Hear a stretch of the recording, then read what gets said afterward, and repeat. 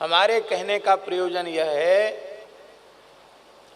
कि भगवत शरणागति के पश्चात महत्व बुद्धि केवल भगवान की भक्ति में रखें, भगवान के प्रति महत्व बुद्धि रखें, ना शरीर के प्रति महत्व बुद्धि रखें, ना संसार के प्रति महत्व बुद्धि रखें, ना शरीर संसार के व्यवहार के प्रति महत्व बुद्धि रखें। शरीर संसार का व्यवहार धन से चलता है, धन के प्रति महत्व बुद्धि न रखें। जितने अंश में धन के प्रति, शरीर संसार के प्रति, शरीर संसार के व्यवहार के प्रति हम लोग महत्व बुद्धि रखेंगे, उतने अंश में हम भगवान से विमुख हो जाएंगे, भगवान से दूर हो जाएंगे, उतने अंश में हम ज्ञान वैराग्य भक्ति से वंचित रह जाएंगे। इसलिए भगवत शरणागति के पश्चात निरंतर भगवान के प्रति महत्व बुद्धि बढ़ानी चाहिए। भगवान के प्रति महत्व बुद्धि बढ़ाने का साधन क्या है? पहला साधन, जिनके हृदय में भगवान के प्रति महत्व बुद्धि है, ऐसे महात्माओं का संग करना, ये पहला साधन। धन के प्रति जिसकी महत्व बुद्धि है उसका संग करोगे तो तुम्हारे मन में भी धन का आकर्षण बढ़ जाएगा। विषयी पुरुष का संग करोगे, वो कुछ नहीं बोलेगा तो भी स्त्री के प्रति तुम्हारा आकर्षण बढ़ जाएगा। प्रपंची व्यक्तियों का संग करोगे तो संसार के प्रति तुम्हारा आकर्षण बढ़ जाएगा। इसलिए ज्ञान वैराग्य संपन्न भगवान की ओर जिनका तन मन प्राण खिंच रहा है, ऐसे भगवान के प्राण प्यारे संतों का, भक्तों का संग करना, ये पहला साधन है भगवान के प्रति महत्व बुद्धि बढ़ाने का। महात्माओं का संग करने से भगवान के प्रति महत्व बुद्धि बढ़ती है। तब बोले हम महात्मा किसको समझें?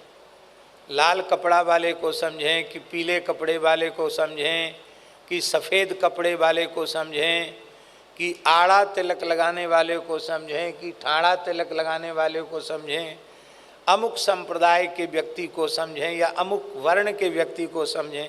हम कैसे समझें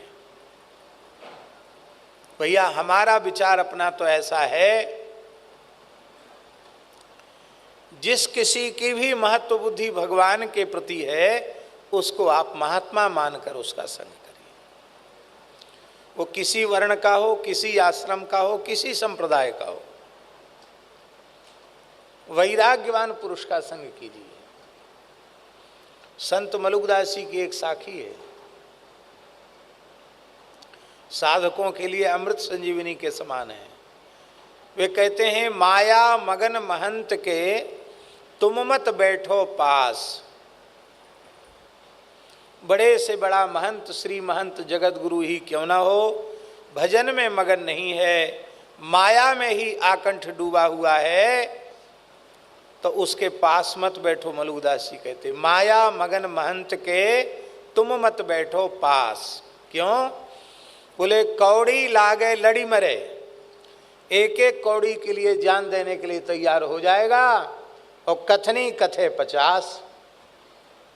कथनी ज्ञान वैराग्य की सैकड़ों, 50 सैकड़ों बातें कहेगा, लेकिन धन के लिए, प्राण देने के लिए तत्पर हो जाएगा। ऐसे मिथ्याचारी का संग नहीं करना है। संत का वेश है तो उनको भोजन दे दो, उनको प्रणाम कर लो, उनका सत्कार कर लो, पर संग उसी का करना जिसके हृदय में भगवान के प्रति महत्व बुद्धि उत्पन्न हो चुकी हो। भगवान के प्रति जिसकी महत्व बुद्धि उत्पन्न हो जाएगी, उसका लक्षण है उसे शरीर संसार से वैराग्य हो जाएगा।